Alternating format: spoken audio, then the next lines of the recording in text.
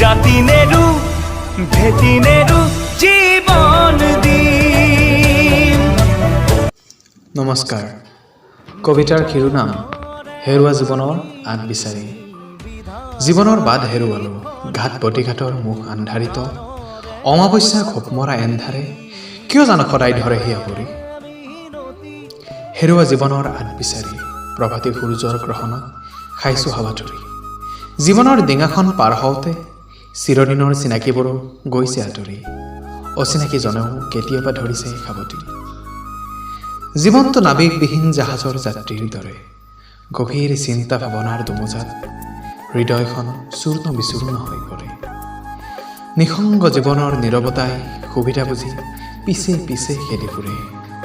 লুকুৱাই থাকোঁ হাবি বননিত, লুকুৱাই থাকোঁ সাগৰৰ তলিত, হৰা জিকা খেল চলিয়েই থাকিল, উত্তৰ বিচাৰি নাপালোঁ কোনোদিন।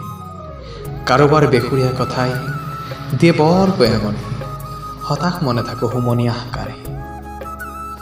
জীৱনৰ বন্তি গছি আছে ধিমিক ধামাককৈ জ্বলি, কাল ধুমুহাৰ কোবাল খুটত কেনিবা নুমাই যায় যদি সেই বন্তি গছি। থৈ যাম মোৰ কৰ্মক্ষেত্ৰত ধুনীয়া ফুলৰ বাগিচাখনি, আৰু বহুতো বিশ্বাসী বাগিচাৰ মালিক।